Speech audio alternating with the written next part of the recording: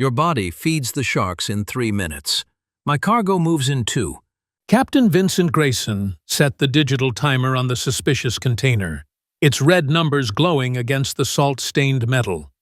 The Pacific Ocean stretched endlessly in every direction, 500 miles from the California coast, where international waters meant different rules.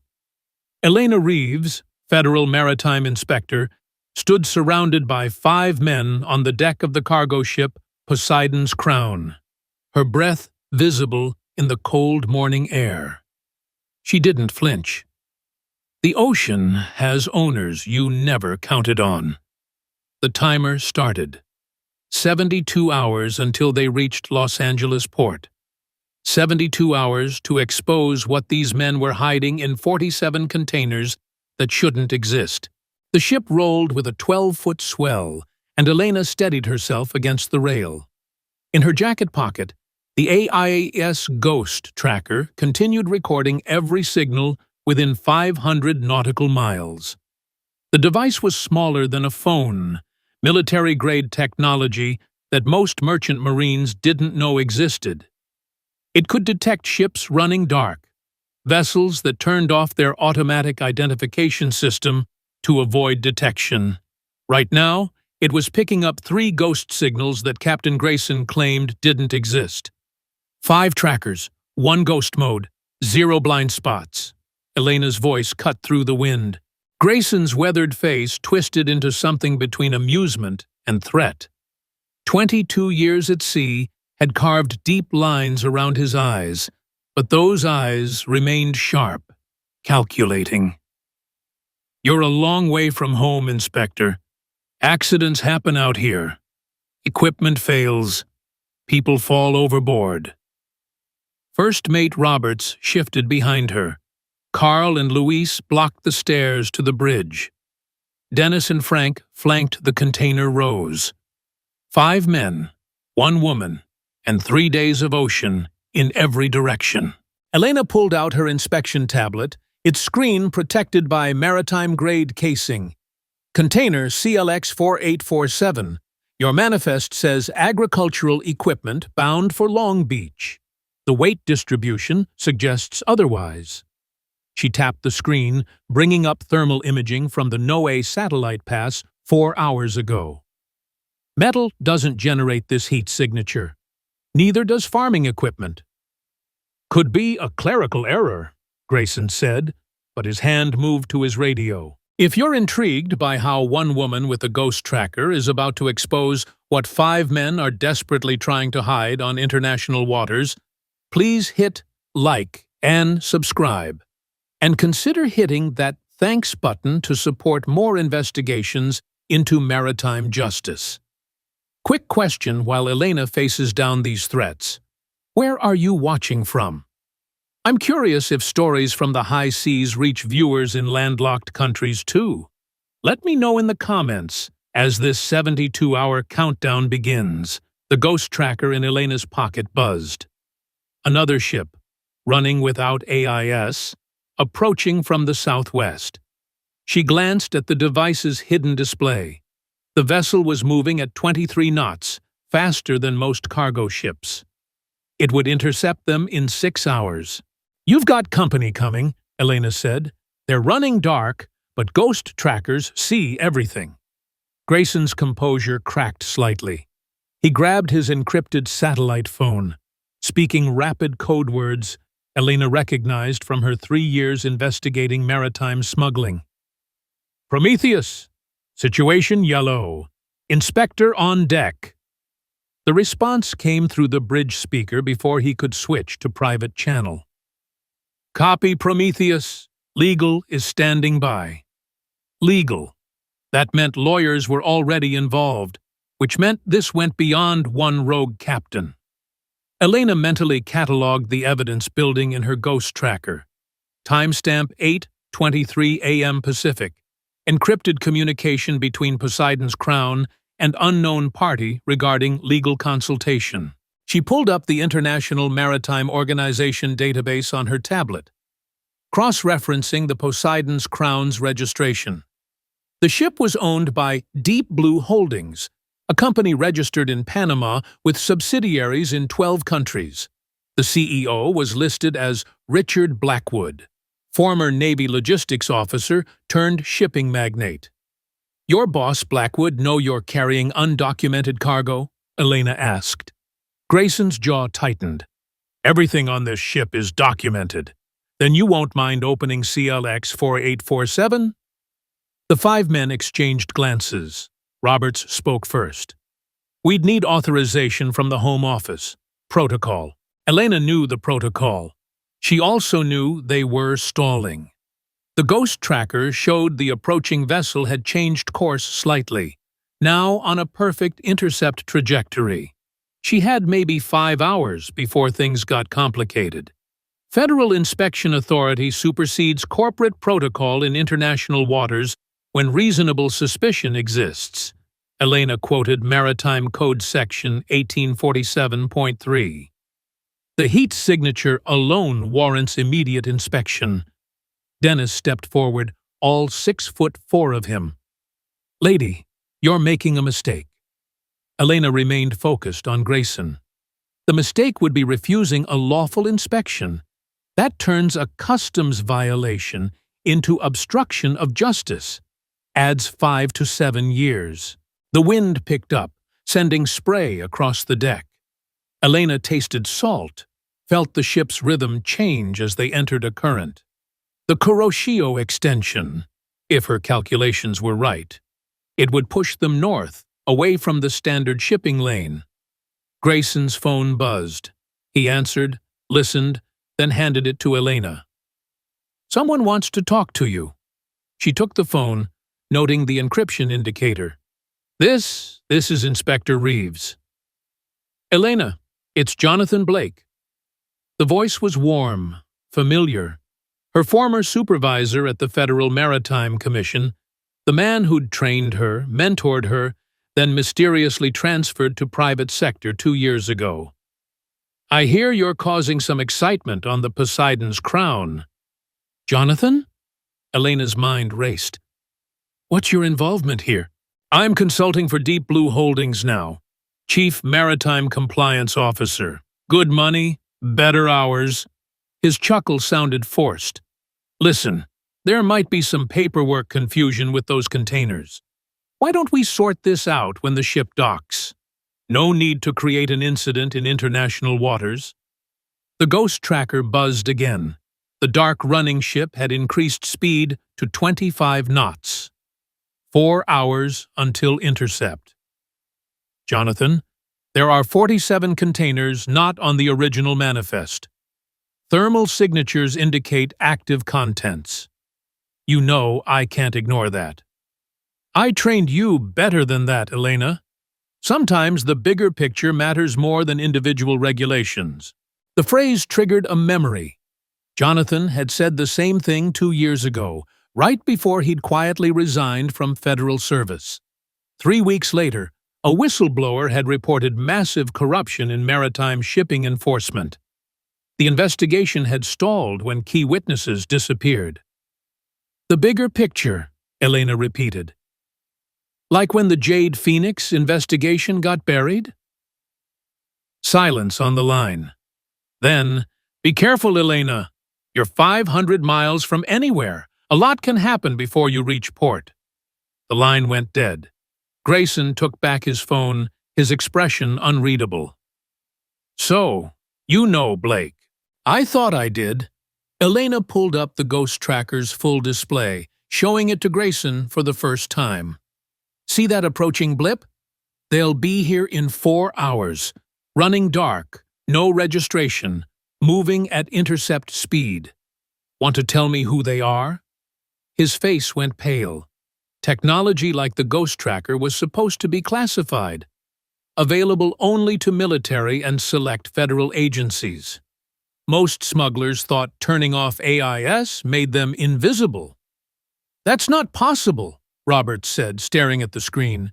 "We shut down the—" He caught himself. "Shut down what?" Elena pressed. The ship's intercom crackled. "Captain to bridge, immediately." Grayson grabbed the radio. "What is it?" "Sir, we've got company. Coast Guard cutter, bearing 090, approximately 50 miles out. Elena smiled slightly.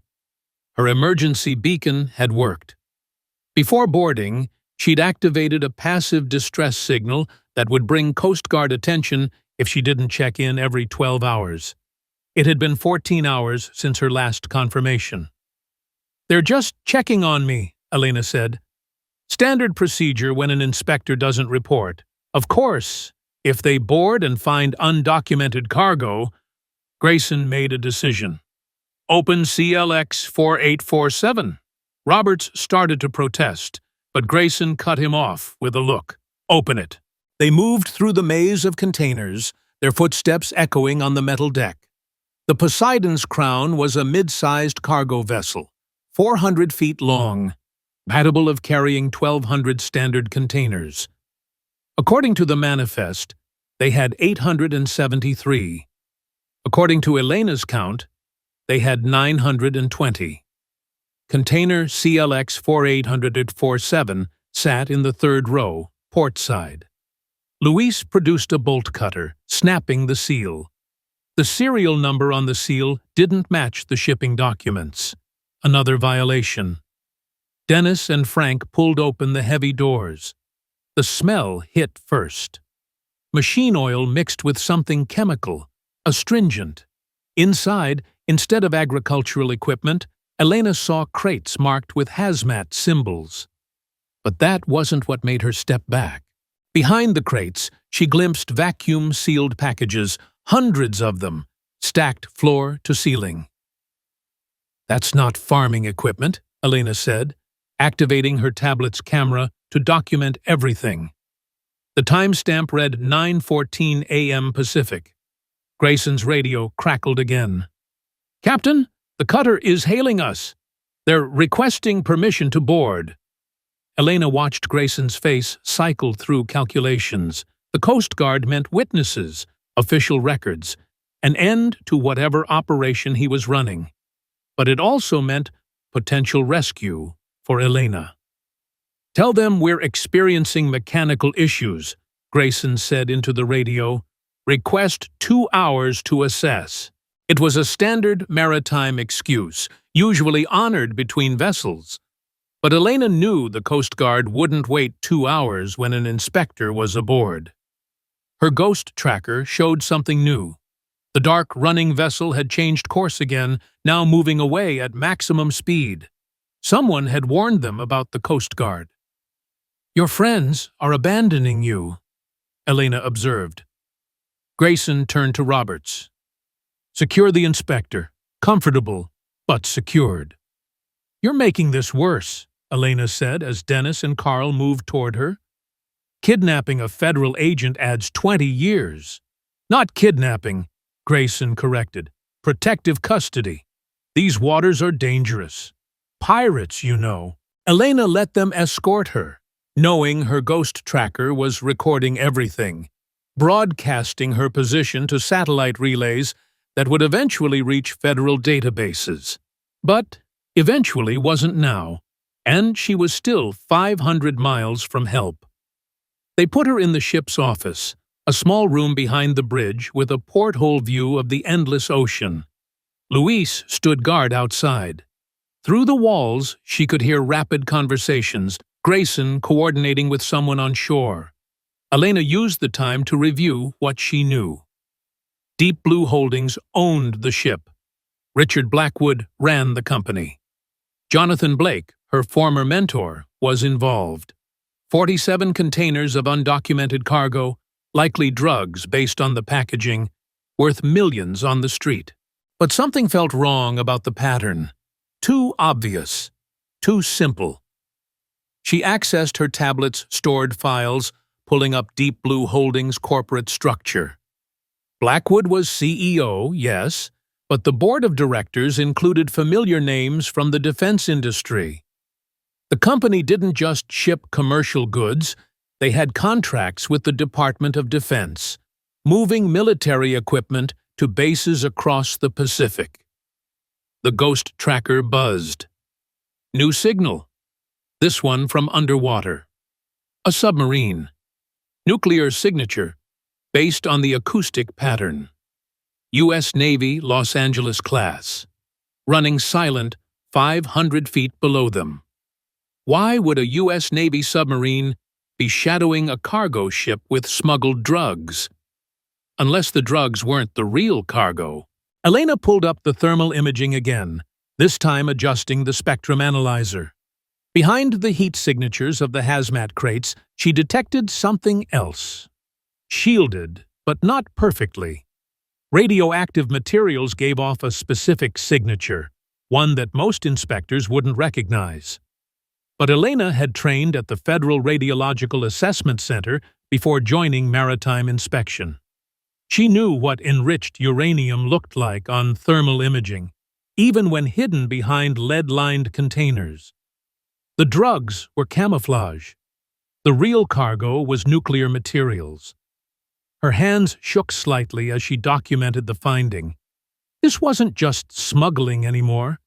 This was trafficking in weapons-grade materials, potentially terrorism, definitely national security. The door opened. Grayson entered, closing it behind him. "We need to talk." "You're moving nuclear materials," Elena said directly. His poker face finally broke completely. "You don't understand what you've found." "Enlighten me." He sat down, suddenly looking older than his 58 years. "It's not what you think. We're not terrorists. We're not selling to enemies."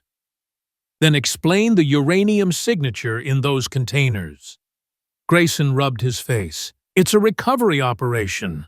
Off the books. That material was abandoned in North Korea when a covert facility was compromised. We're bringing it home before someone else finds it."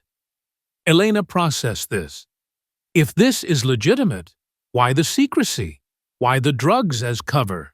Because officially, that facility never existed. Officially, we never had nuclear materials in North Korea.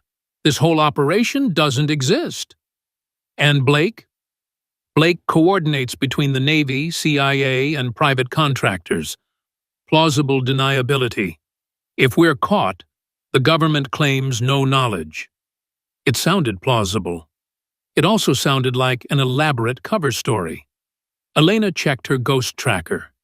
The submarine was maintaining position, neither approaching nor departing. The Coast Guard cutter had stopped hailing them, now holding position 20 miles away. "If this is sanctioned, you'll have authentication codes," Elena said. Grayson hesitated. "They're compartmentalized. Only Blake has the full sequence. Convenient."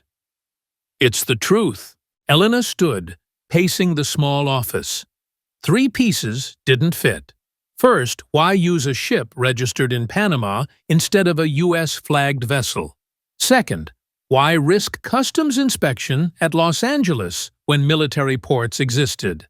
Third, why had Blake tried to discourage her investigation instead of simply providing federal override codes? Drop a comment below. If you were in Elena's position with evidence of nuclear materials but claims of a secret government operation, would you trust the explanation or dig deeper? What detail would convince you either way? The next few minutes will reveal whether Elena's instincts about Blake are right. Her tablet chimed. New message on the emergency federal channel, encrypted.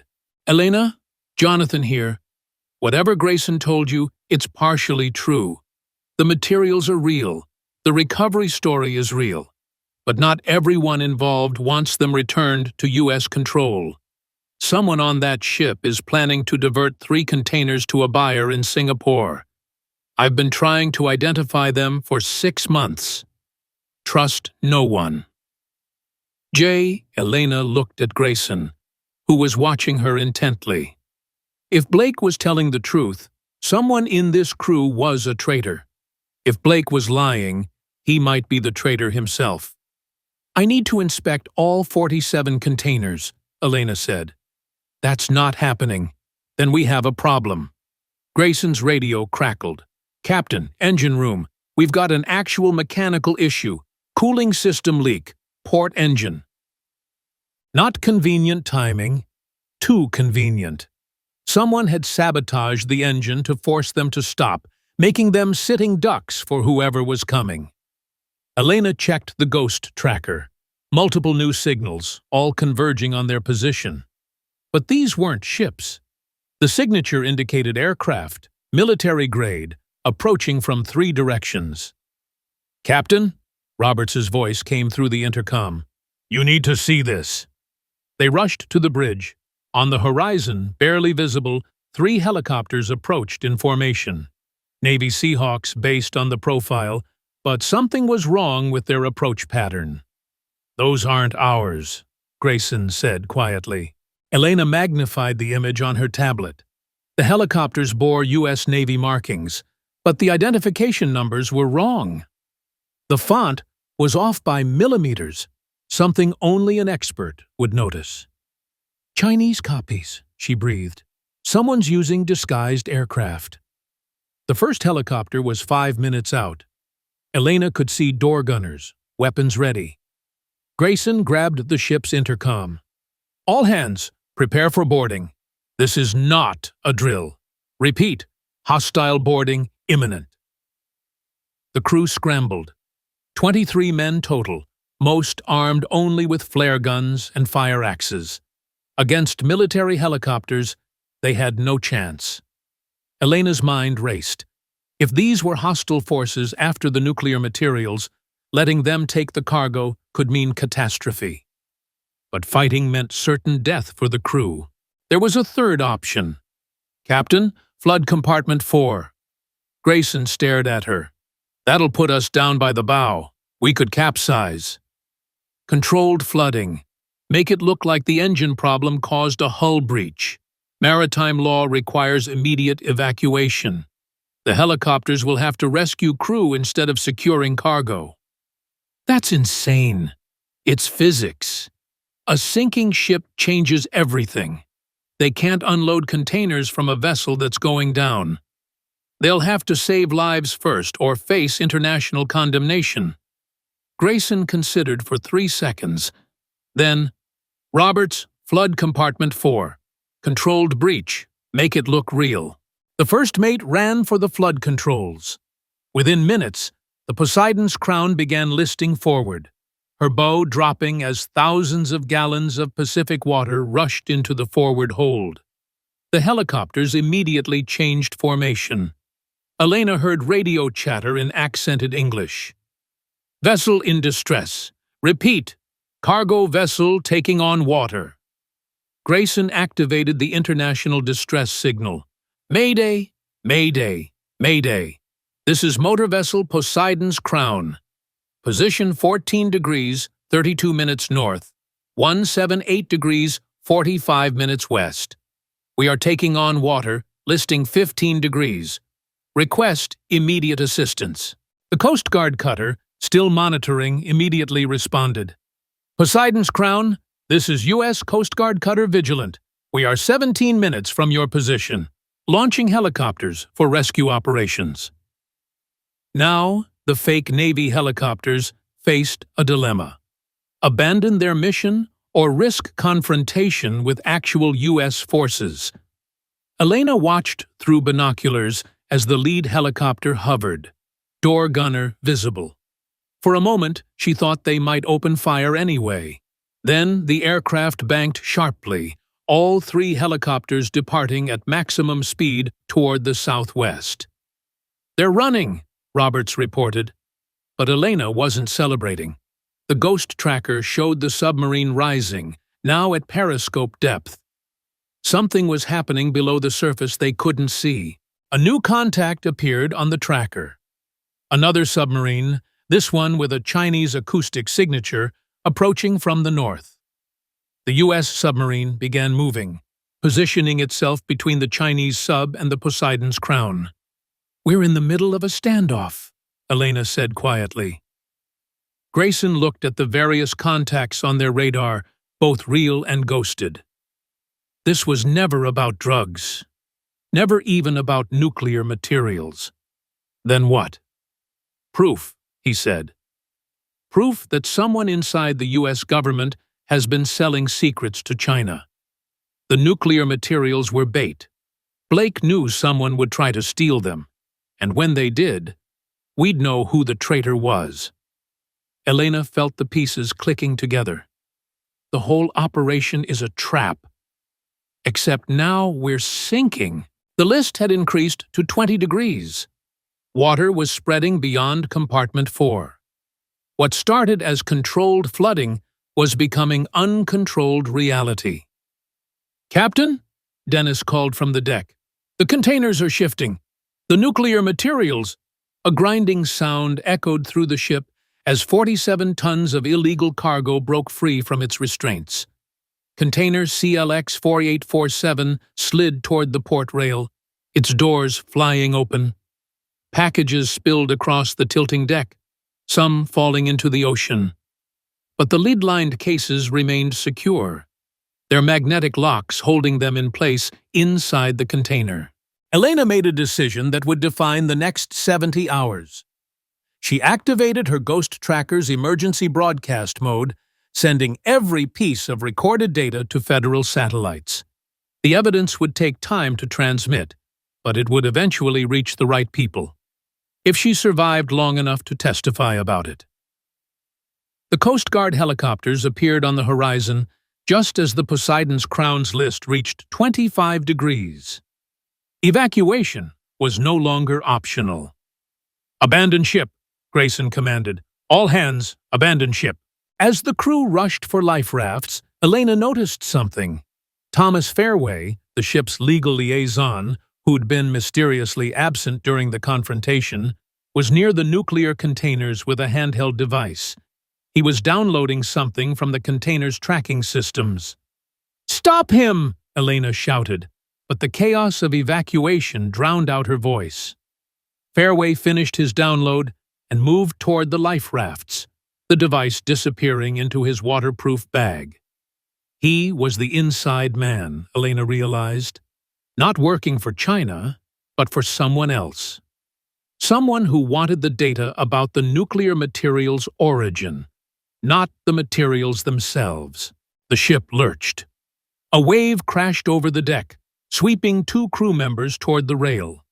Elena grabbed one, Luis grabbed the other. Together they fought toward the life rafts as the Poseidon's Crown continued her death roll. The first Coast Guard helicopter arrived, lowering rescue baskets. "Priority evacuation for the federal inspector," came the loudspeaker command. Elena refused. "Crew first." She helped Dennis into a basket, then Carl, then Frank. The nuclear containers shifted again, one breaking free completely, tumbling toward the ocean. The lead-lined cases inside remained sealed, but for how long? As Elena finally climbed into a rescue basket, she saw Jonathan Blake's plan clearly. He'd orchestrated everything: the fake inspection, the approaching Chinese forces, even the engine failure, all to expose a traitor in the operation. But which traitor? Fairway, with his stolen data? Someone in the helicopters who'd fled? Or Blake himself, playing all sides? The Coast Guard helicopter lifted her away from the sinking ship. Below, the Poseidon's Crown rolled past 45 degrees. The nuclear containers slid into the Pacific, sinking toward the submarine standoff below. In her rescue basket, Elena clutched her Ghost Tracker. Everything was recorded. Every signal, every conversation, every piece of evidence. The 72-hour timer Grayson had started was meaningless now. The real countdown had begun. How long before the nuclear materials were recovered, and by whom? As the helicopter turned toward the Coast Guard cutter, Elena saw the Chinese submarine surface briefly, then dive deep. The U.S. submarine followed. Somewhere below, a silent chase was beginning that would determine whether weapons-grade uranium ended up in Los Angeles, Beijing, or at the bottom of the Pacific. Before we reveal who's really behind this nuclear shell game and why Elena's former mentor Blake orchestrated this entire disaster at sea, take a moment to type "Deep Truth" in the comments if you've figured out who the real traitor is. The answer involves someone we haven't focused on yet, someone who's been watching from the shadows since Elena first stepped aboard. I'll reveal their identity and their shocking connection to Blake in the next sequence. The Coast Guard cutter Vigilant received them 40 minutes later. Elena was immediately taken to the communication room where Admiral Patricia Hayes waited via satellite link. Inspector Reeves, what's your status? 47 containers of undocumented cargo confirmed, Admiral. At least 3 contained what appear to be weapons-grade nuclear materials. The ship has sunk at coordinates 14 degrees 32 north, 178 west. We have a Chinese submarine and U.S. submarine in pursuit of the materials. How did you identify the nuclear signature? Elena showed her ghost tracker data. Thermal imaging penetrated the lead shielding partially. The signature matches enriched uranium, possibly plutonium, in the third container. Admiral Hayes was quiet for a moment. Inspector, are you aware that no U.S. nuclear materials have ever been reported missing? I'm aware of what's been reported, Admiral. Then you understand the implications of what you're suggesting. Elena chose her words carefully. I'm suggesting that someone used a legitimate smuggling operation as cover to transport materials that shouldn't exist. Whether those materials originated from U.S. facilities or were acquired elsewhere, someone in our command structure knew about it. That's a serious accusation. The evidence supports it. The Poseidon's crown was being shadowed by a U.S. submarine before the crisis. That requires high-level authorization. Someone knew what was on that ship before I found it. The Admiral's expression gave nothing away. We'll need your full report immediately. Elena noticed something in the Admiral's phrasing. Not, I'll need your report, but we'll need. Someone else was listening to this conversation. Her ghost tracker buzzed. New encrypted message. This one on a channel she'd never seen before. DoD Prometheus 7. Inspector, maintain your current position. A specialized team is en route to debrief you. The connection ended. Elena looked at the encrypted message. It was coordinates, nothing more. Coordinates that matched her current position exactly. Someone had been tracking her all along, even before she'd boarded the Poseidon's crown. Captain Michael Torrens of the Vigilant entered the communication room. Inspector, we've recovered all 23 crew members. The captain is requesting to speak with you.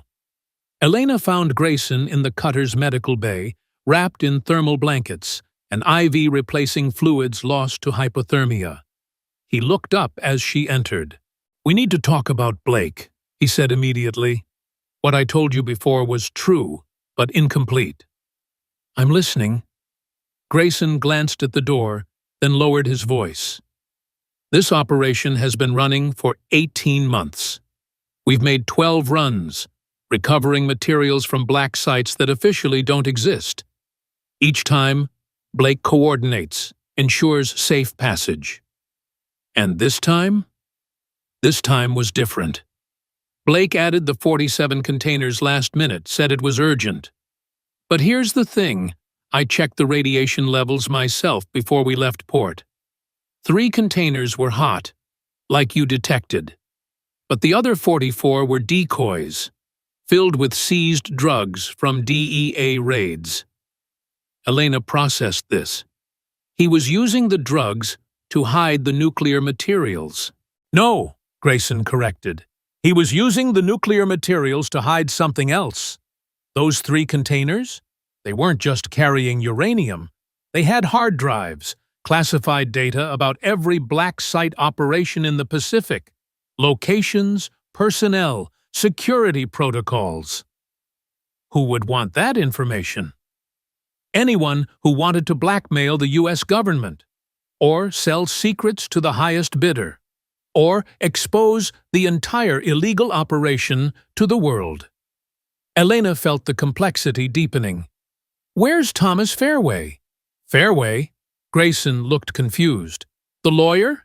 He was evacuated with the second group. Elena checked with the Coast Guard crew. Fairway had been rescued, given medical clearance, then requested to use the bathroom. That was 20 minutes ago. They found the bathroom empty, a porthole forced open. Fairway had jumped back into the ocean. "Search pattern," Captain Torrance commanded. "Man overboard, bearing 170. But Elena knew they wouldn't find him. The Chinese submarine had surfaced briefly 2 miles south. Fairway was either dead or extracted. The device he'd used to download data from the containers was gone with him. Elena returned to Grayson. "Tell me about Blake's relationship with Fairway." They knew each other from before. Military intelligence, I think. Fairway was brought in 6 months ago to handle legal complications with international shipping. Blake vouched for him personally. The pattern was becoming clear. Blake had discovered Fairway was compromised, possibly turned by Chinese intelligence. Instead of exposing him directly, Blake had created an elaborate trap, using the nuclear materials as bait to prove Fairway's betrayal. But something still didn't fit. Why risk actual nuclear materials? Why not use decoys? Unless Blake needed Fairway to steal real intelligence to maintain his cover. Unless Blake was running a longer game, one that required sacrificing actual secrets to protect bigger ones. Elena's ghost tracker received another signal. The U.S. submarine had surfaced 10 miles east, requesting immediate medical evacuation for injured personnel. The Chinese submarine was nowhere on sonar. "They had a fight," Captain Torrance reported. "Underwater collision, both subs damaged." Elena understood. The submarines had physically fought for the sinking containers. In the chaos, some materials would be recovered by the U.S., some by China, some lost forever. The perfect ambiguity for Blake's operation. Enough success to maintain credibility. Enough failure to require continuing the program. She was about to share this analysis when Luis, one of the rescued crew, approached her. "Inspector, I was in the engine room when the cooling system failed. It wasn't sabotage, at least not the way you'd expect." "What do you mean?" "Someone programmed the failure weeks ago, set it to trigger based on GPS coordinates.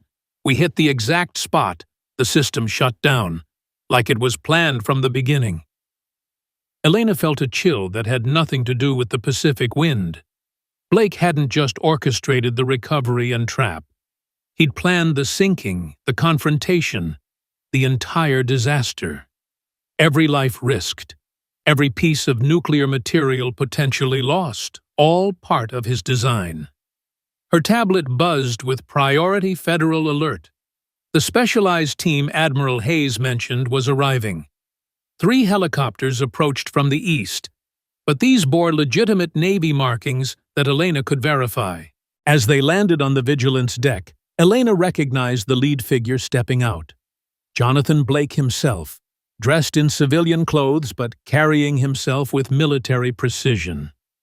He approached her with a slight smile, the same expression he'd worn when training her 5 years ago. "Hello, Elena. You did exceptionally well. Better than I expected, actually." "You son of a—" She stopped herself. "You planned all of this. The nuclear materials, Fairway's betrayal, the sinking." "I planned for possibilities," Blake corrected. "Fairway's betrayal was suspected, not confirmed until today. The nuclear materials were real because they had to be. China needed to believe they were winning something valuable. And the crew? Their lives? Calculated risk.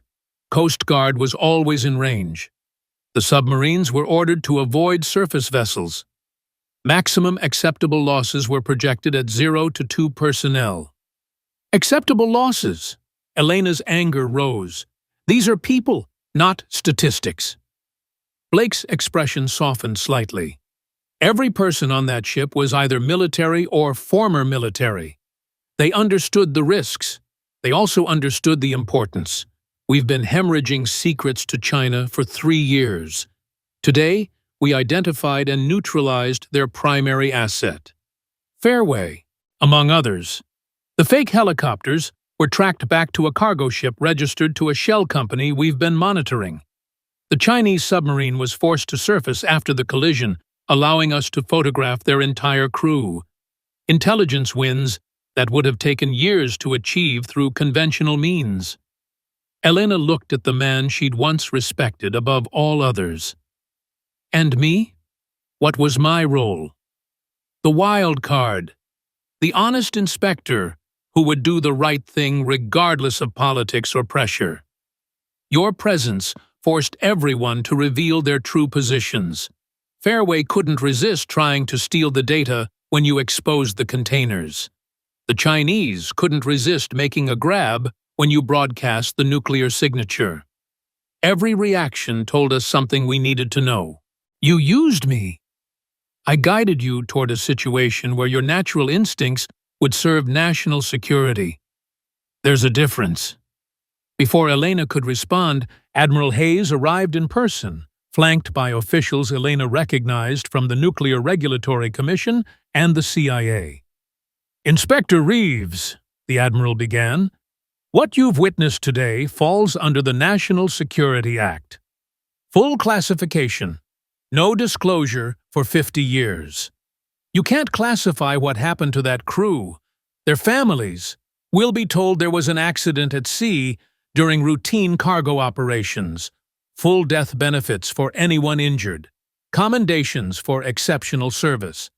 But the nuclear materials, the Chinese involvement, Blake's operation, none of that exists officially. Elena felt the weight of the truth settling on her. She could fight this, leak what she knew, try to expose the entire operation.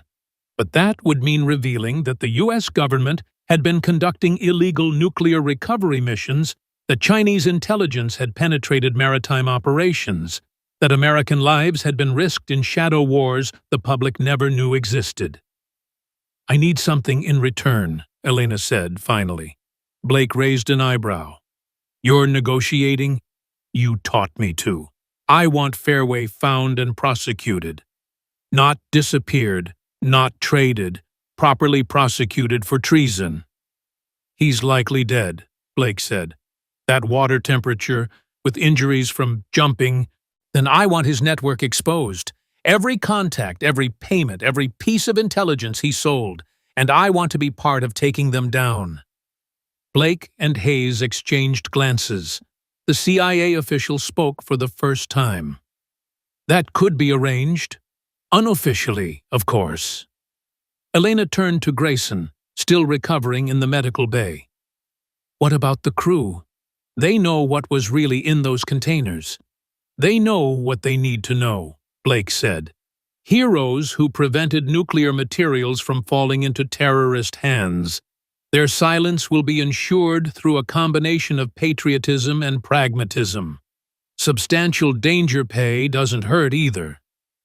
The pieces were falling into place, but Elena had one more question. The real nuclear materials. Where are they now? Blake pointed toward the horizon where the U.S. submarine had surfaced. Recovered. Mostly. 2 containers are secure. The third is at 8,000 feet and sinking. We have deep salvage en route, but recovery is uncertain. So we might have just put weapons-grade uranium on the ocean floor, where anyone with deep-sea capability can retrieve it. Which is why, Blake said, we need you to help us make sure that doesn't happen. Your ghost tracker technology, your ability to identify radioactive signatures through shielding, we need those skills for the recovery operation. Elena laughed bitterly. You want me to clean up your mess. I want you to help prevent a nuclear incident that could destabilize the entire Pacific. Personal feelings aside, you know what's at stake. She did. And that was the trap Blake had really set. Not for Fairway or the Chinese, but for her. He'd shown her a threat that her conscience wouldn't let her walk away from. The ghost tracker in her pocket had recorded everything, but those recordings would never see public light. The 47 containers would become a footnote in maritime accident reports. The nuclear materials would be quietly recovered or entombed in the deep ocean. Fairway would be listed as lost at sea, and Elena would become part of Blake's shadow organization, using her federal authority as cover for operations that didn't officially exist. 72 hours, she said finally. Blake looked puzzled. What? Grayson started a timer when this began. 72 hours until we reached port. We never will reach port, will we? This investigation will never officially close. We'll always be 72 hours from the truth coming out. Blake's smile was sad now. Welcome to the deep state, Inspector. The real one, not the conspiracy theories. We're the people who handle what can't be handled publicly. Elena looked out at the Pacific, where somewhere below, a nuclear container was still falling toward the abyssal plain. In her pocket, the ghost tracker continued recording, documenting evidence that would never be used, truth that would never be told. The countdown that had started on the Poseidon's crown would never reach zero. Some secrets were too dangerous to expose, some lies too necessary to unmake. But she would remember. Every name, every betrayal, every sacrifice. And when the time came, if it ever came, when the truth could be told without destroying the foundation of maritime security, she would be ready. The Vigilant turned toward California, carrying survivors of a disaster that hadn't happened, witnesses to events that didn't exist, and heroes whose heroism would never be acknowledged. 5 men had threatened to throw her into the ocean. Instead, she'd been pulled into something deeper. A world where the ocean itself was a battlefield, where ghost trackers saw invisible wars, and where former mentors orchestrated disasters to prevent catastrophes. The Coast Guard cutter Vigilant docked at Naval Base San Diego 36 hours after the Poseidon's crown sank. Elena hadn't slept, spending her time cross-referencing the ghost tracker data with maritime records that painted an increasingly disturbing picture. Jonathan Blake had disappeared after their conversation, helicoptered to what he called coordination meetings. But Elena had learned not to trust his explanations. Every word he spoke served multiple purposes, every truth wrapped in 3 layers of deception. Captain Grayson had been transferred to a military hospital, officially for hypothermia treatment, actually for debriefing that would last days. The rest of the crew had been scattered to different facilities, their stories compartmentalized before they could compare notes. Elena stood alone in a federal holding facility, her ghost tracker confiscated, but its data already uploaded to servers she controlled. 3 years of working maritime inspection had taught her to always maintain backups, especially when dealing with classified operations. Her phone rang.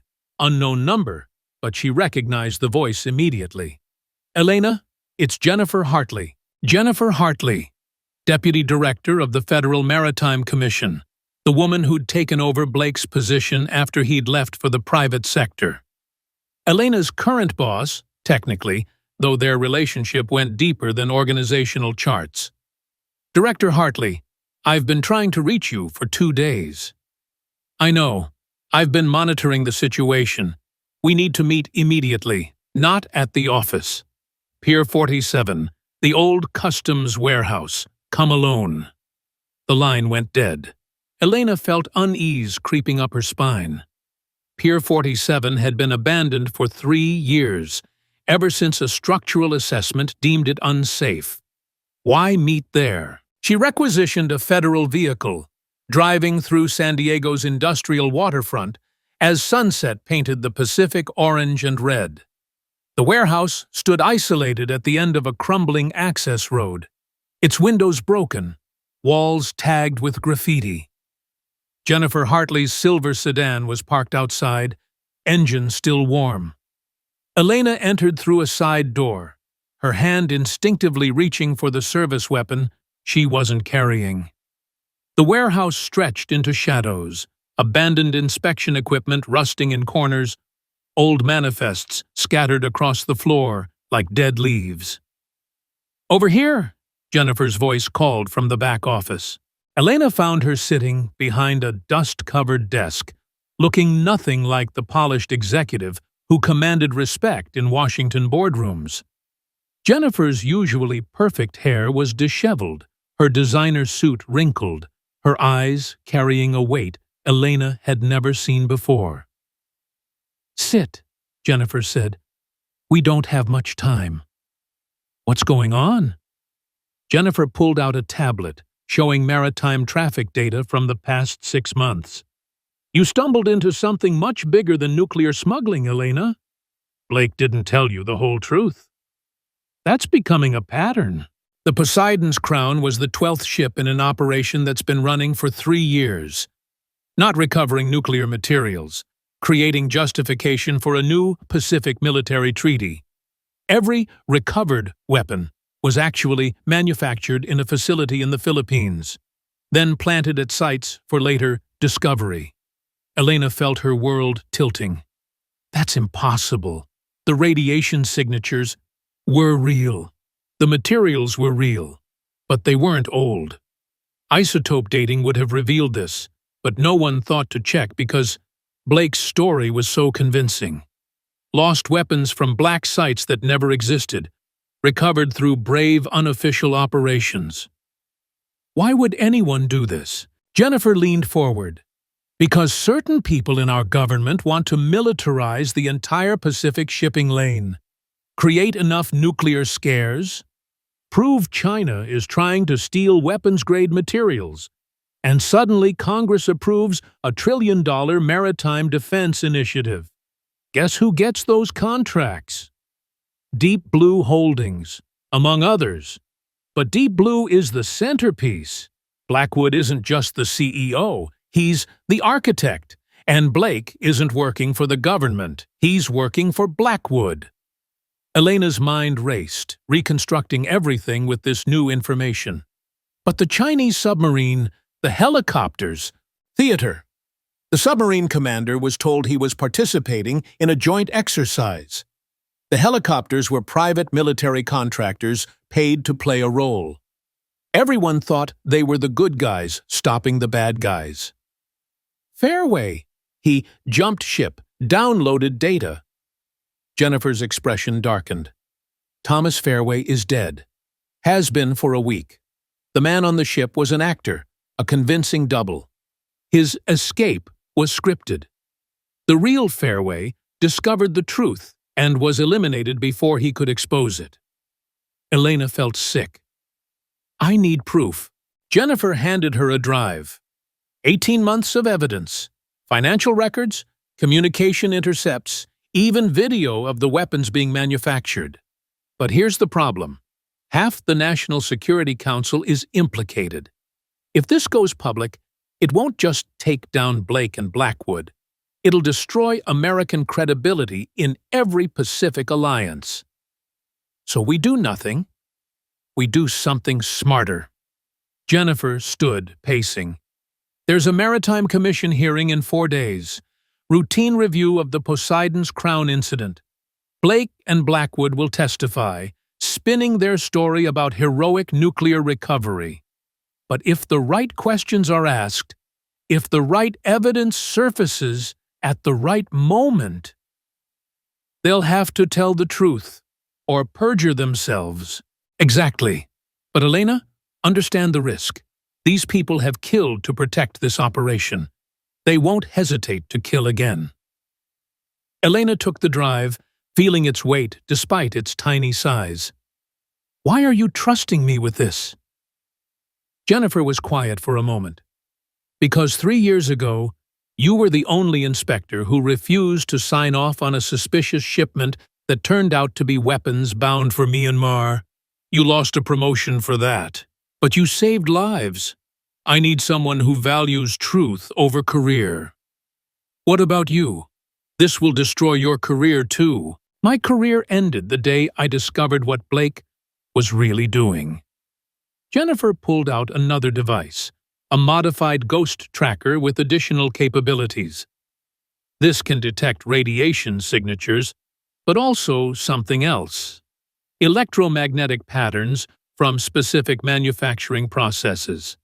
The fake nuclear materials have a unique signature from the Philippine facility. If you can get close enough to any remaining evidence, I can prove they're not old Soviet weapons. Be careful, Elena. Blake trained you, which means he knows how you think. He'll anticipate your moves. As if summoned by his name, Elena's phone buzzed. Blake. Answer it, Jennifer said. Act normal. Elena picked up. Blake. Elena, good news. The third container has been recovered. Minimal radiation leakage. The Navy's sending a commendation for your quick thinking during the evacuation. Ceremony tomorrow. Admiral Hayes presiding. I'm honored. You should be. Also, the Maritime Commission hearing has been moved up. Day after tomorrow. They want your testimony about the inspection. Routine stuff. Just stick to the facts, as we discussed. The facts as he'd fabricated them, Elena understood. I'll be there. Good. Oh, and Elena? Director Hartley seems to have gone missing. Her office says she hasn't reported in 2 days. You haven't heard from her, have you? Elena met Jennifer's eyes. No, nothing. If she contacts you, let me know immediately. We're concerned for her safety. The threat was barely veiled. Blake knew Jennifer was a problem. After Blake hung up, Jennifer quickly gathered her things. I need to disappear. Officially, I'm already on administrative leave pending psychological evaluation. Blake's had me painted as unstable, paranoid.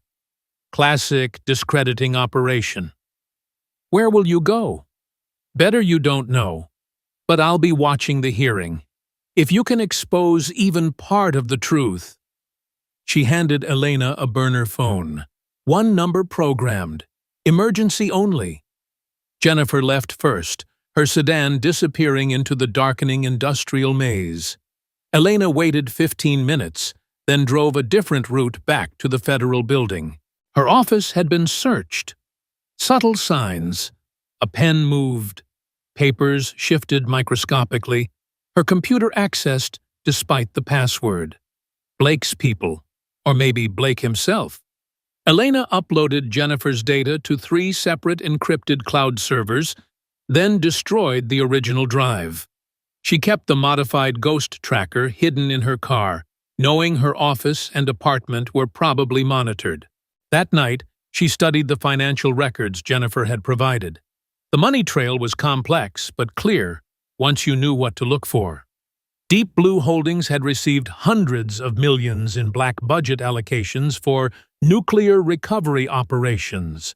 That money had been laundered through shell companies, eventually reaching a facility in Subic Bay, Philippines, registered as an electronics recycling plant. But the most damning evidence was a series of encrypted communications between Blackwood and someone identified only as Poseidon. The messages discussed production schedules, deployment locations, and most critically, the elimination of anyone who discovered the truth. 3 names were marked as resolved. Thomas Fairway, a journalist named Patricia Wong, who'd been investigating Deep Blue, and a Nuclear Regulatory Commission inspector who'd died in a supposed car accident. Elena was probably next on that list.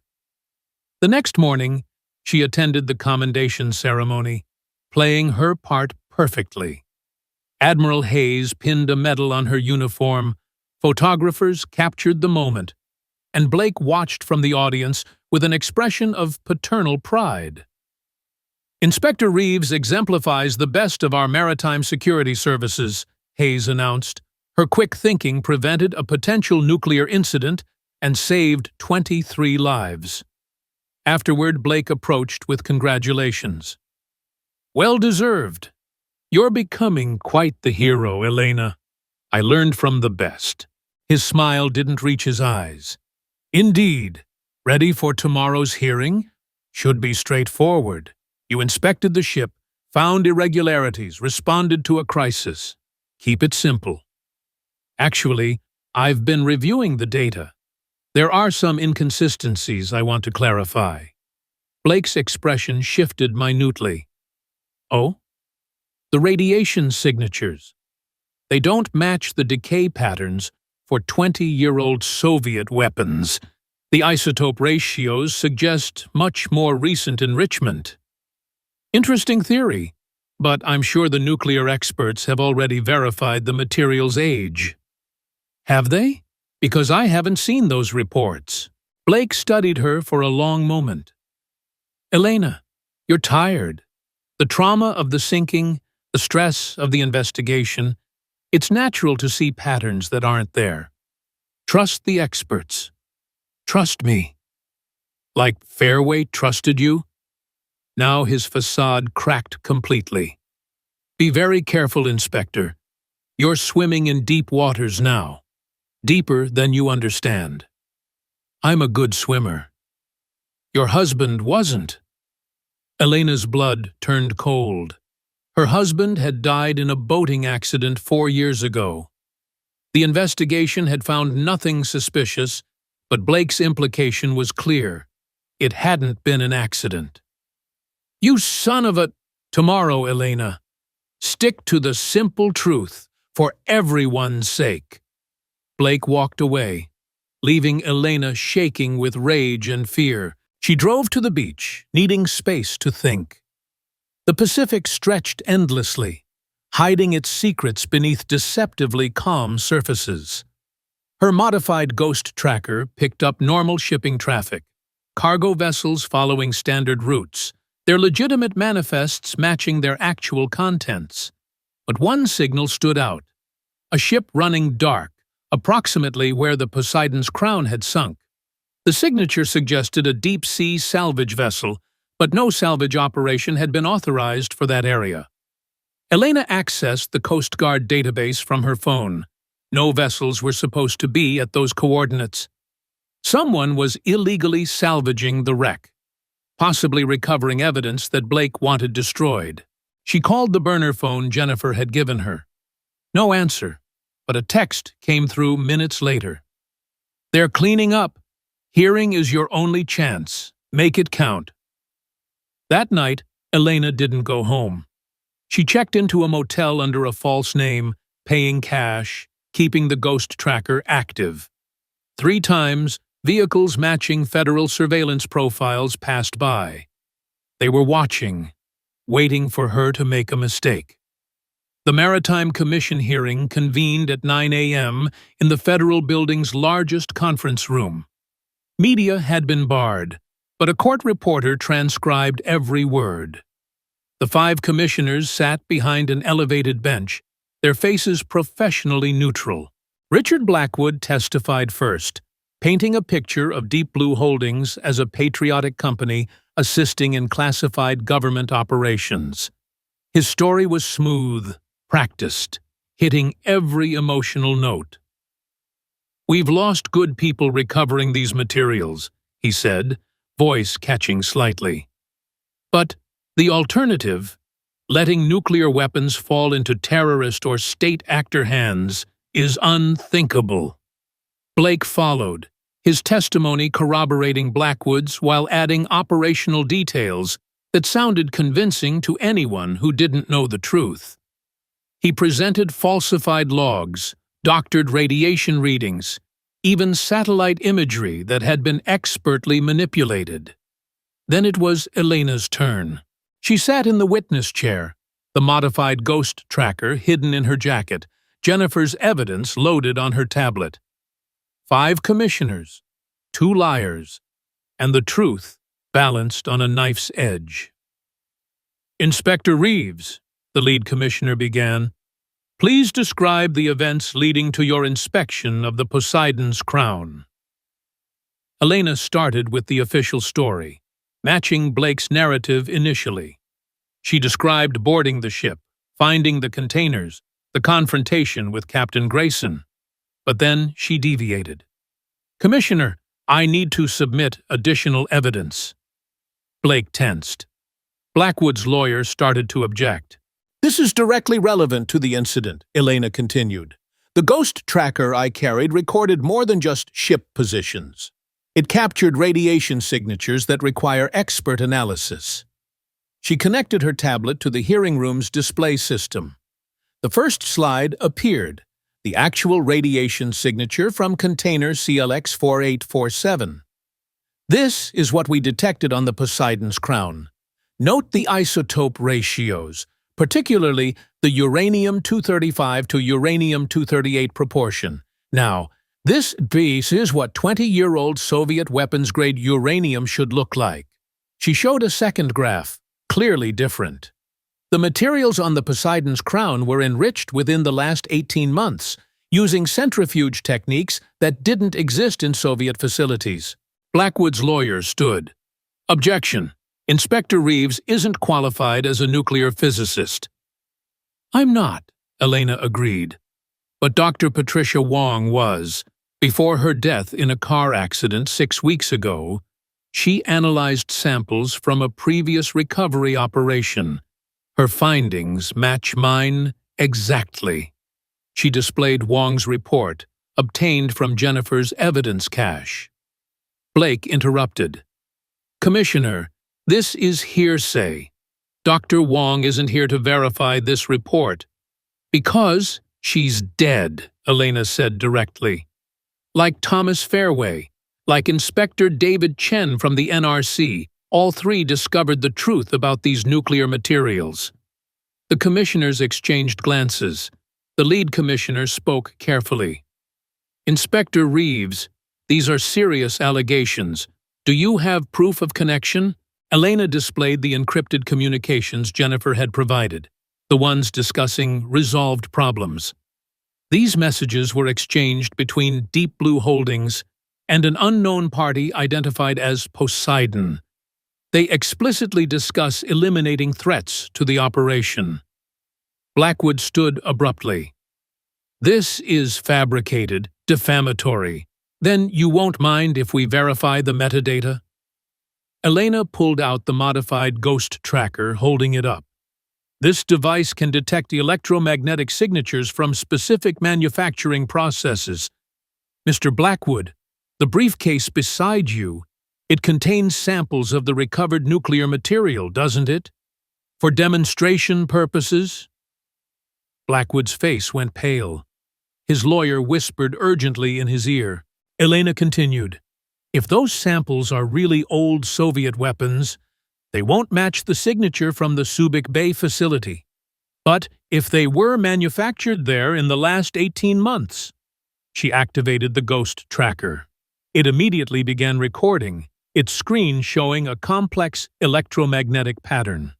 That's the signature of modern centrifuge enrichment using Malaysian-sourced uranium ore, processed through a specific technique developed in 2023.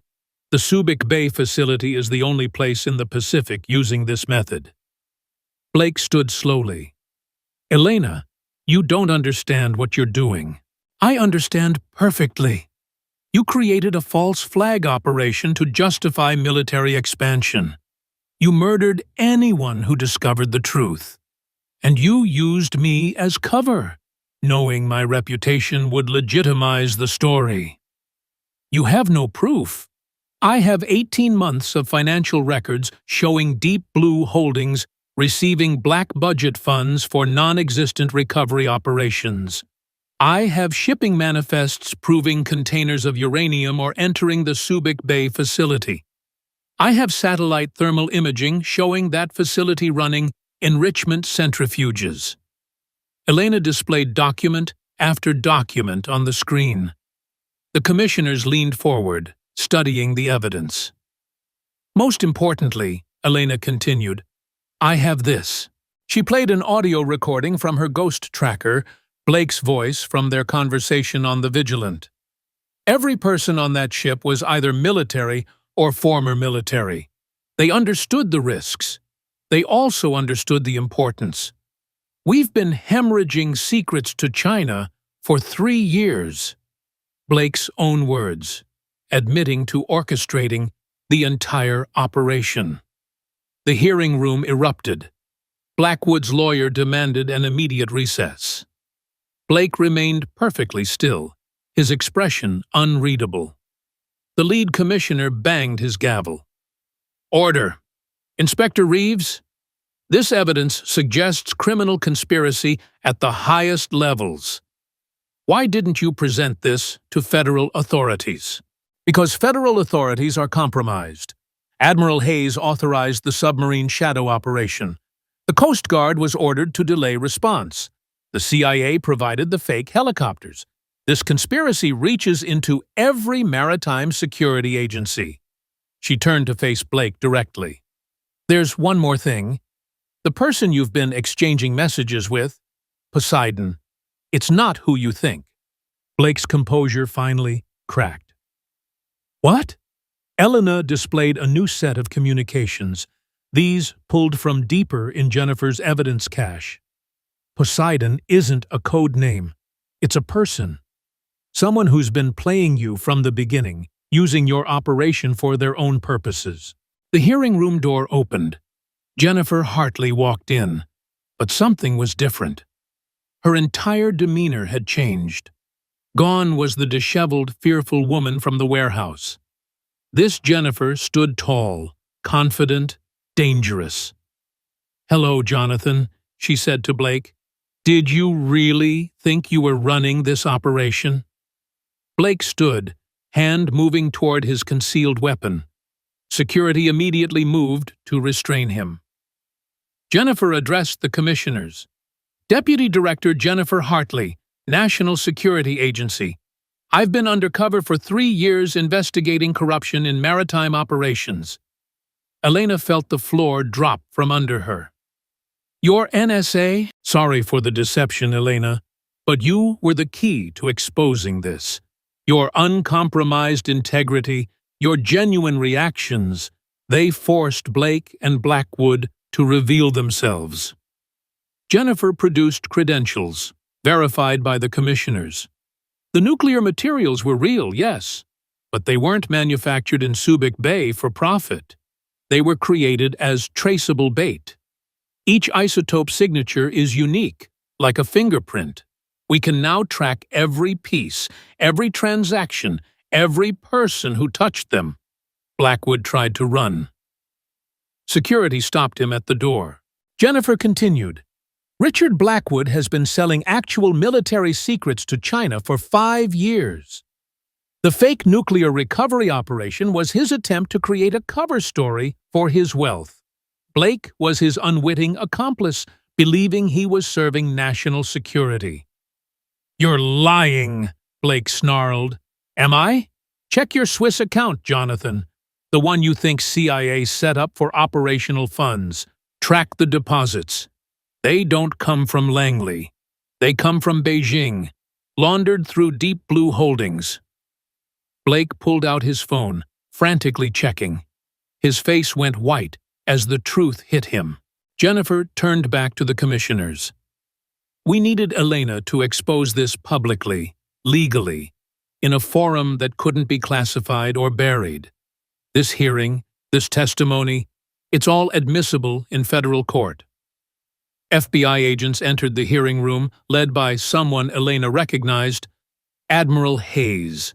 But Hayes showed FBI credentials, not Navy.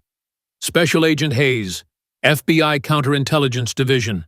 Mr. Blackwood, Mr. Blake, you're under arrest for treason, conspiracy, and murder." As they were led away, Blake looked at Elena with something between hatred and respect. "You were the wild card. I should have seen it."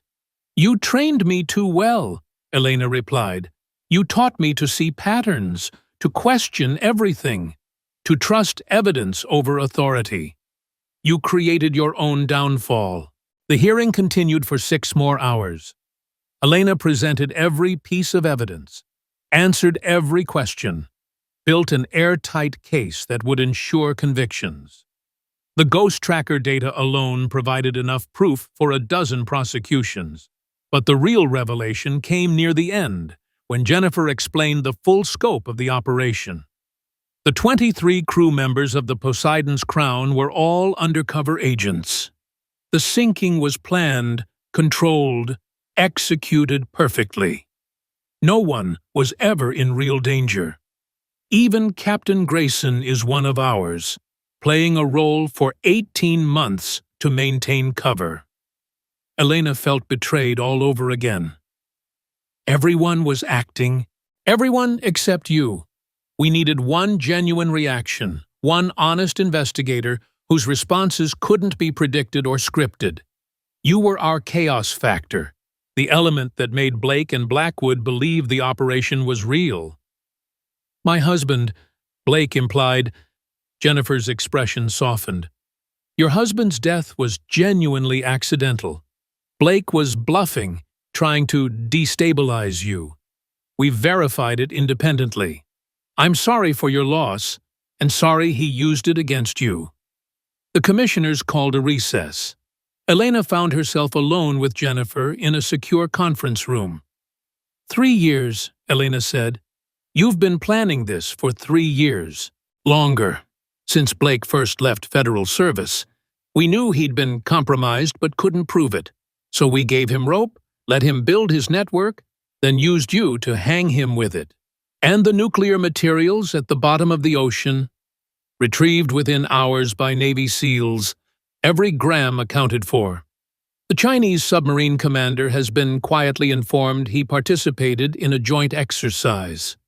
No international incident, no loose end of twins. Elena laughed bitterly. Except me. I'm the loose end. The one person who knows the truth but isn't part of your operation. Jennifer placed a folder on the table. Job offer. NSA Maritime Division. Your skills, your integrity, your ability to see through deception. We need that. And if I refuse? Then you continue as a federal inspector, with our thanks and a substantial hazard pay bonus for your unwitting service. But Elena, the threats to our maritime security are real. China is attempting to control shipping lanes. Russia is militarizing the Arctic passages. Criminal organizations are using containers to traffic everything from drugs to human beings. We need people like you. Elena looked at the folder, then at the woman she'd thought she knew. How do I know this isn't another layer of deception? Another operation within an operation? Jennifer smiled. You don't. That's the nature of intelligence work. But I can tell you this. Your ghost tracker technology is revolutionary. We want to deploy it across the entire inspector fleet. You'd lead that program. Give me time to think. Take all the time you need. But remember, every day you delay is a day the real threats grow stronger. The hearing concluded with recommendations for immediate arrests, a full investigation into Deep Blue Holdings, and reform of black budget oversight. The media, finally allowed access to transcripts, exploded with the story. Nuclear conspiracy, exposed by lone inspector, became the headline worldwide. Blake and Blackwood were indicted on 17 counts each. During the trial, more truth emerged. Blackwood had been selling secrets for 7 years, using the nuclear recovery operation to launder payments. Blake had genuinely believed he was protecting America. His patriotism twisted into treason by careful manipulation. Both men received life sentences. The crew of the Poseidon's Crown were quietly commended and reassigned. The Subic Bay facility was publicly shut down, though Elena suspected it had simply moved locations. 3 weeks after the hearing, Elena stood at the same beach where she'd made her decision. The Pacific looked the same, vast, mysterious, dangerous. But now she knew some of its secrets. The ghost tracker in her hand showed normal traffic. Legitimate ships with legitimate cargo, following legitimate routes. But occasionally, a signal would appear that didn't match official records. A ship running dark. A container with suspicious heat signatures. A pattern that suggested something hidden. Her phone rang. Jennifer. made a decision. Elena watched a container ship pass on the horizon, its lights blinking in standard maritime patterns. But her ghost tracker showed an extra container, one not on the manifest. "I'm in," she said, "but on my terms. Full transparency within the team. No operations that risk innocent lives, and no more using unwitting assets like you used me." "Agreed. Welcome to the deep state, Elena. The real one. One more thing. I want access to everything about my husband's death. Everything.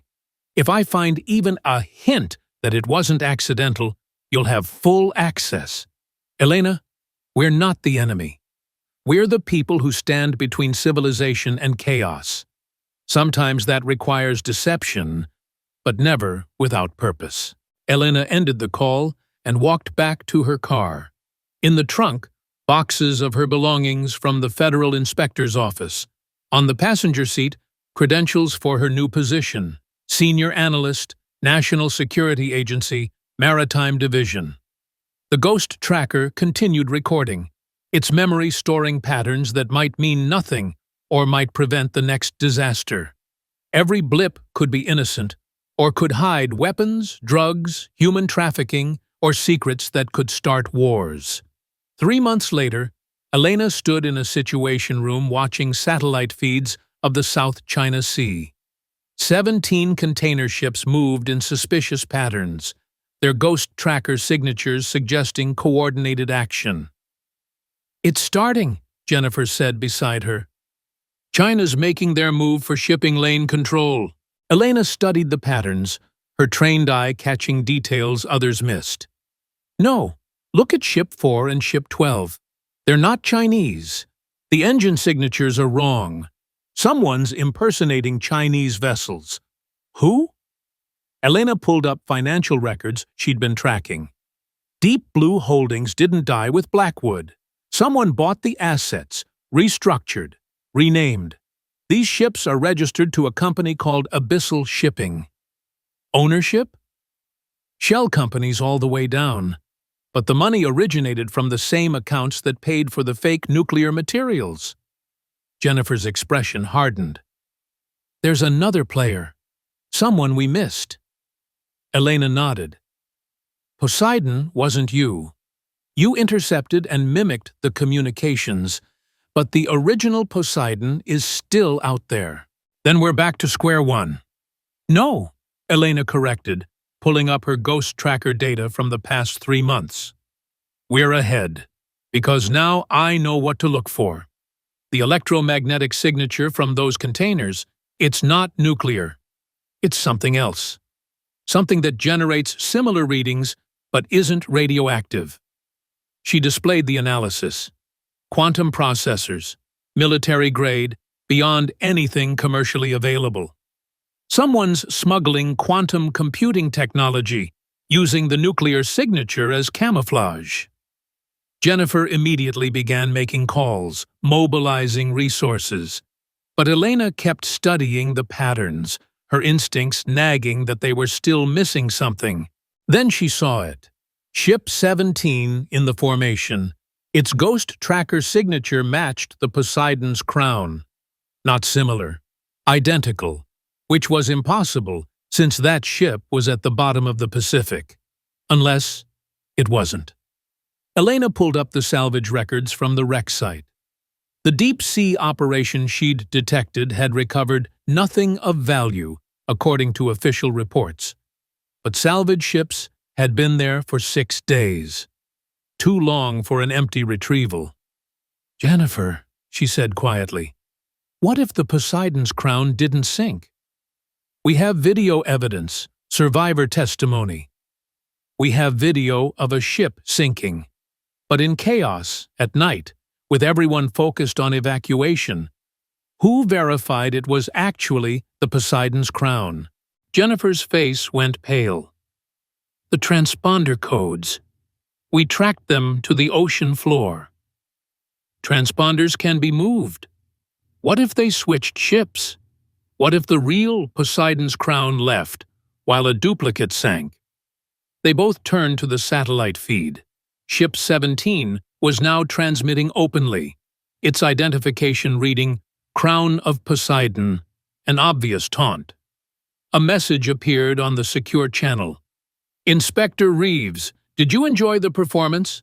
3 years of theater, and you only saw what we wanted you to see. The real operation isn't about nuclear materials or quantum processors. It's about something far more valuable. Check your husband's last research project. Poseidon. Elena's hands trembled as she accessed her husband's archived files, using clearances she'd never had before. He'd been a marine biologist, studying deep ocean currents. His last project, marked classified by someone, involved mapping underwater caves along the Pacific fault lines. The file opened to reveal coordinates, hundreds of them, each marking a cave system large enough to hide a submarine, or a container ship, or an entire fleet. They're building an underwater network, Elena breathed. Hidden ports, invisible to satellites, accessible only to ships that know the exact passages. Jennifer immediately understood the implications. Complete control of Pacific smuggling. Anything could move through those caves. Weapons, drugs, people, technology, completely undetectable. Elena's ghost tracker buzzed. New signal, originating from directly below them. She looked out the window at San Diego Harbor, its peaceful waters hiding a terrifying truth. "They're here," she said, "under the city. They've been here all along." The monitor flickered. A new message appeared. "Welcome to the real game, Inspector. Your husband found our network. We offered him a position. He refused. Accidents happen in deep water. Your choice will hopefully be wiser." Elena felt rage building, pure and focused. They'd killed her husband. They'd used his death to manipulate her. Everything, Blake, Blackwood, the nuclear materials, had been distraction from the real operation.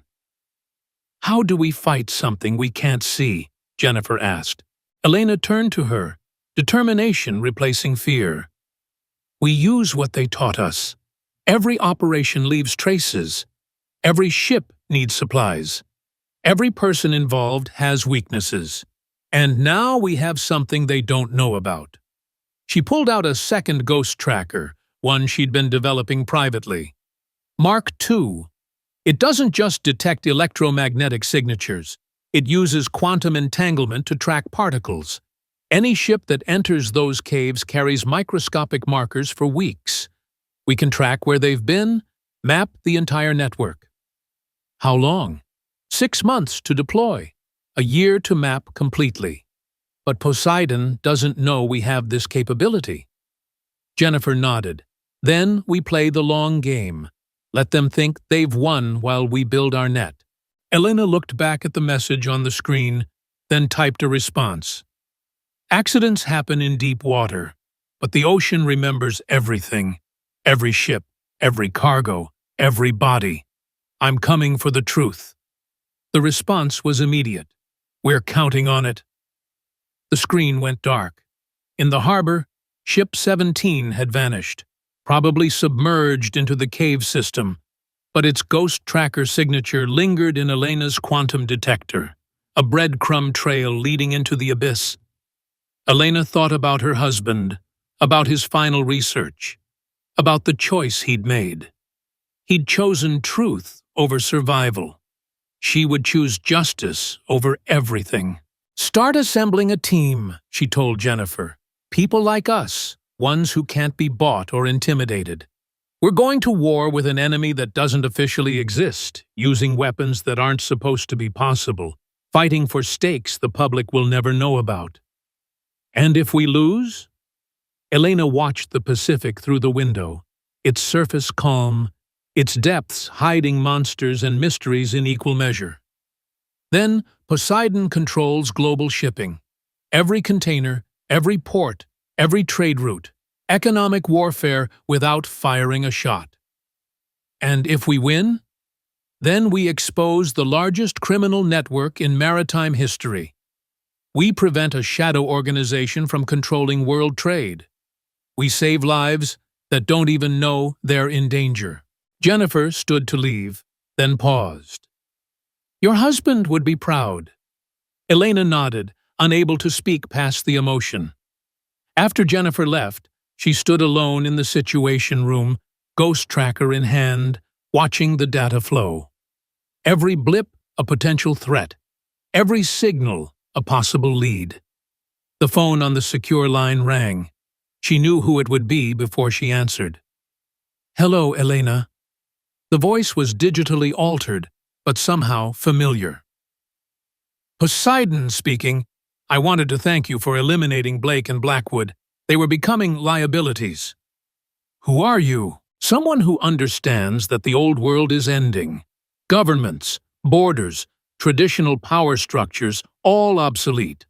The future belongs to those who control the flow of goods. Every microchip, every vaccine, every weapon moves by sea.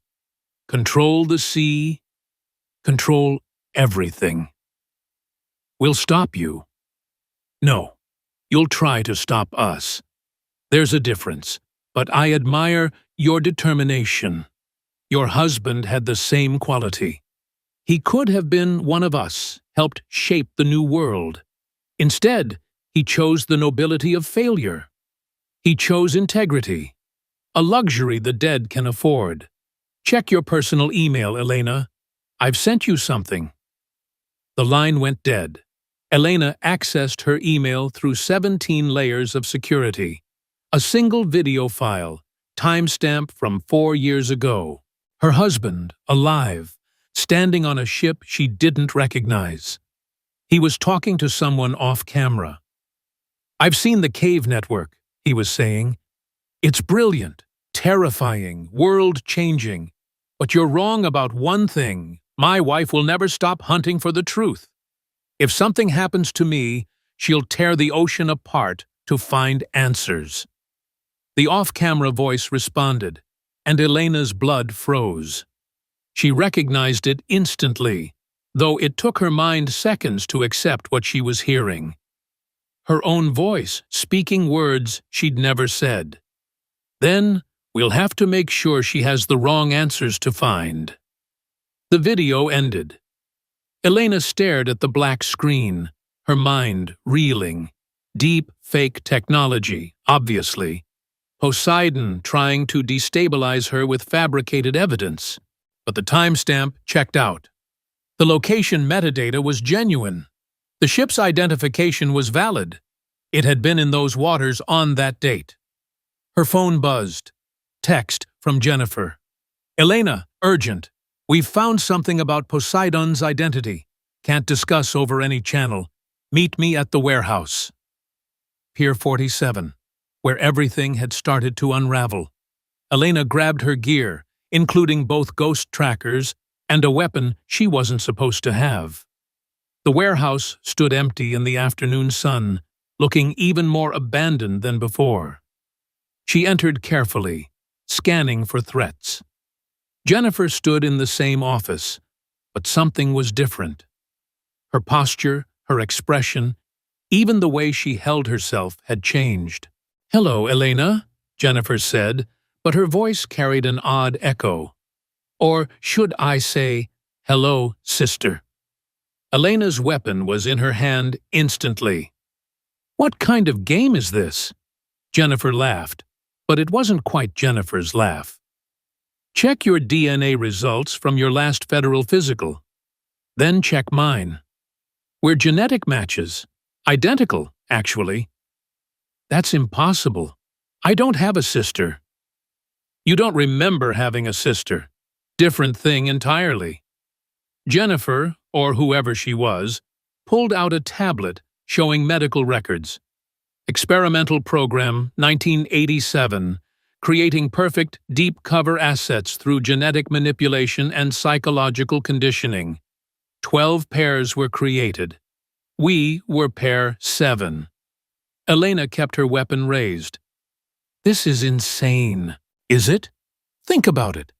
Your inability to let things go. My perfect positioning in the investigation, Your husband discovering the network just as I was activated.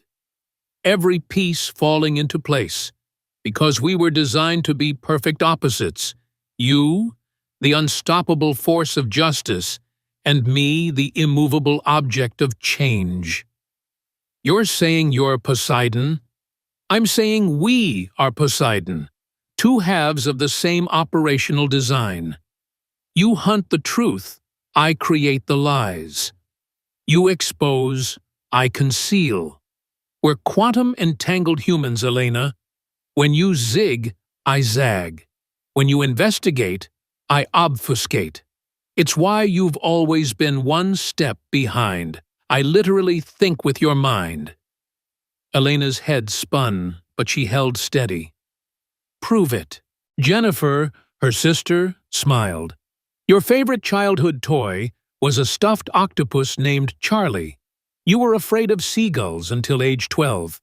Your first kiss was with David Chen behind the Maritime Museum. All true. All things no one else could know. The program was terminated in 2001, her sister continued. But we were already in place. You in federal service, me in the shadows. Building our networks, playing our roles, waiting for activation. Your husband's death was the trigger. You killed him. I freed us both. He was getting too close, forcing us to activate before schedule. But now, we're ready. The cave network is complete. The technology is in place. The world is about to change, and we're going to control that change. I'll stop you.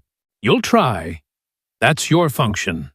And your opposition makes my operation stronger. Every move you make teaches me how to hide better. We're a perpetual motion machine of conflict, designed to last forever. Elena finally understood. The nuclear weapons, Blake, Blackwood, all of it was just to activate me, to make me the perfect adversary, the perfect partner.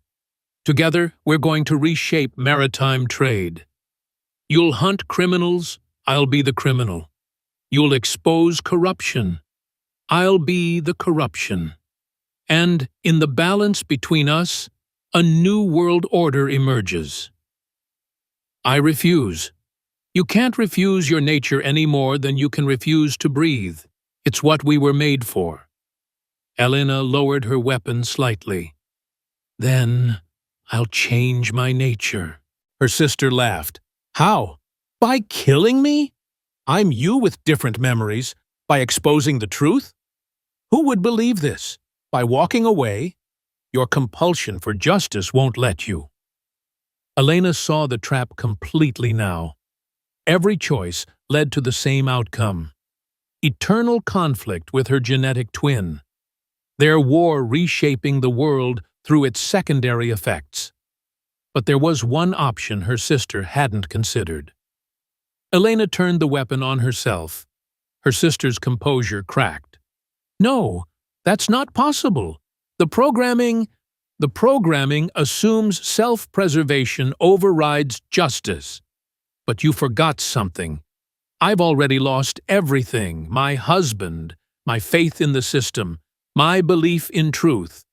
What's left isn't the original Elena, it's something new. You're bluffing. Elena smiled coldly. Am I? You think with my mind, remember? Am I bluffing? For the first time, her sister looked uncertain. In their quantum entanglement, she could feel Elena's absolute resolve. If you die, the network continues without opposition. If I die, you lose your purpose. Without me to hunt you, you're just another smuggler. The perpetual motion machine stops. The program fails. They stood frozen, two identical faces showing opposite emotions, determination and dawning fear. Elena's phone rang, breaking the standoff. Unknown number. Answer it, her sister said. Please. Elena kept the weapon steady as she answered. Yes? Inspector Reeves? This is Director Coleman, NSA. We've been monitoring the situation. Both of you need to stand down immediately. Who? The Gemini program's creator? Yes, we know about you both. Yes, we've been watching. No, we're not going to let either of you die or continue this operation. The warehouse doors burst open. Tactical teams flooded in, weapons trained on both women. Director Coleman entered, an older man with tired eyes.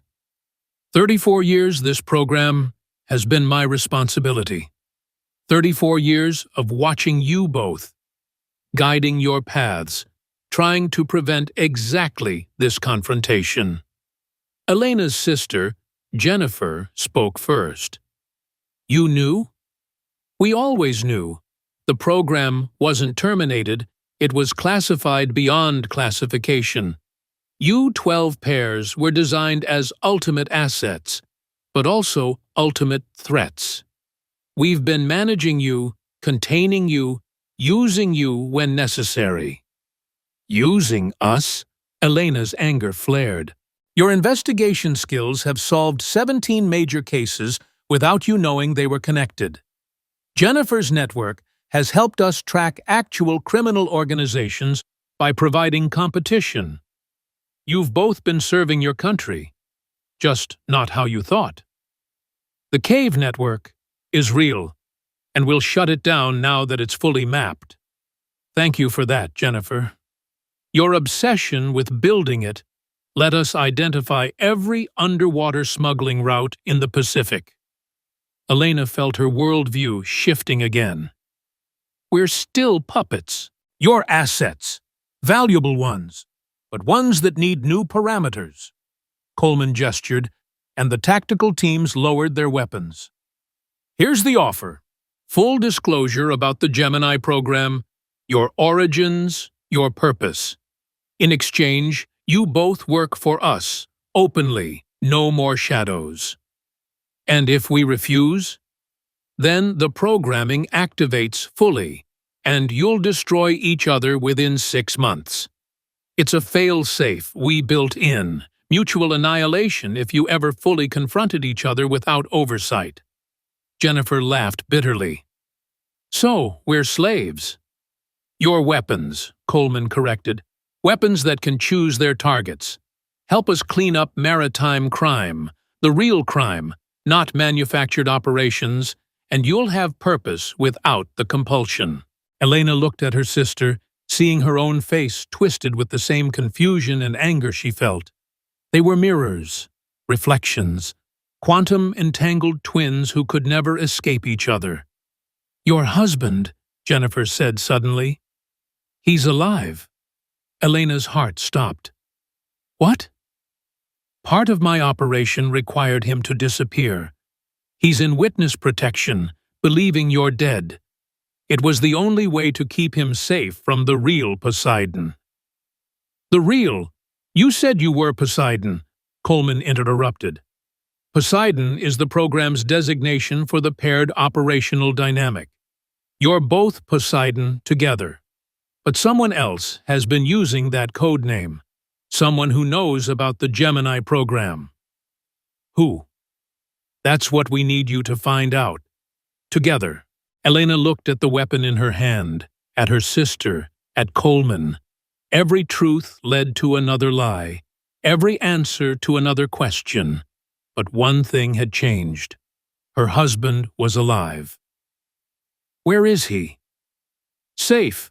Cooperate, and you'll be reunited within the month. It was manipulation, obviously, but it was also hope. Elena lowered her weapon. I'll cooperate, but I want something in return. Name it. The truth, all of it, every program, every operation, every lie you've told us. Coleman nodded. Fair. Jennifer? Her sister shrugged. I'm tired of running an operation I didn't design. Fine, but I want immunity for everyone in my network who isn't actually criminal. Agreed. The three-way standoff ended with exhausted acceptance rather than victory. The tactical teams withdrew. The warehouse felt suddenly empty. Just 3 people carrying the weight of impossible secrets. Elena's ghost tracker buzzed one final time. New signal. Source unknown. Message embedded in the electromagnetic signature itself. Congratulations on discovering the truth, or at least, a truth. The real game begins now. The original Poseidon. Coleman's face went white. That's impossible. He's dead. Who? Elena and Jennifer asked simultaneously. Dr. Marcus Webb, the Gemini program's creator. He died in 1995. Elena looked at the message again. Then who's been pulling our strings? Coleman was already making calls, mobilizing resources. But Elena and Jennifer stood together for the first time, twin sisters who'd never known each other, looking at the ghost tracker's impossible message. We're going to find out, Elena said. Together? Jennifer asked. Together. They shook hands, identical faces showing identical determination. Whatever came next, they would face it as what they were. 2 halves of the same weapon, finally pointed at the real enemy. The Pacific Ocean stretched beyond the warehouse, its depths hiding more secrets than even they had imagined. But for the first time, Elena didn't face it alone. She had a sister, a purpose, and, somewhere, a husband waiting for her return. The ghost tracker continued recording, documenting patterns that would lead to the next revelation, the next layer of truth in an infinite regression of lies. 5 men had threatened to throw her into the ocean. Instead, she'd discovered she was the ocean, vast, deep, and impossible to defeat. With her sister beside her, her husband ahead of her, and the truth somewhere in the depths, Elena Reeves prepared for the real investigation to begin. Your body feeds the sharks in 3 minutes, she quoted, remembering how this all started. But the ocean remembers everything. Jennifer smiled, the expression identical to Elena's own. Then let's make sure it remembers us correctly. They walked out of the warehouse together, into a world that suddenly held both more danger and more possibility than either had imagined. Behind them, the ghost tracker kept recording, its memory storing the patterns that would shape the future of maritime security. The war for the ocean had just begun. But now, at least, Elena knew who her real allies were, and who her real enemies might be. The countdown that had started on the Poseidon's crown had finally reached 0. But instead of an ending, it was a beginning. The beginning of the deepest investigation of Elena's life, into herself, her origins, and the man who'd created her to be both weapon and target. Dr. Marcus Webb was alive, and he was waiting. The ocean held its secrets close. But Elena Reeves and her sister were the ocean's daughters, born from its depths, designed for its mysteries. They would find the truth, even if it destroyed them, even if it destroyed everything. You are not alone. Someone wants to hear you. Share your story. Thank you for watching to the end. Please like and subscribe to Stereo.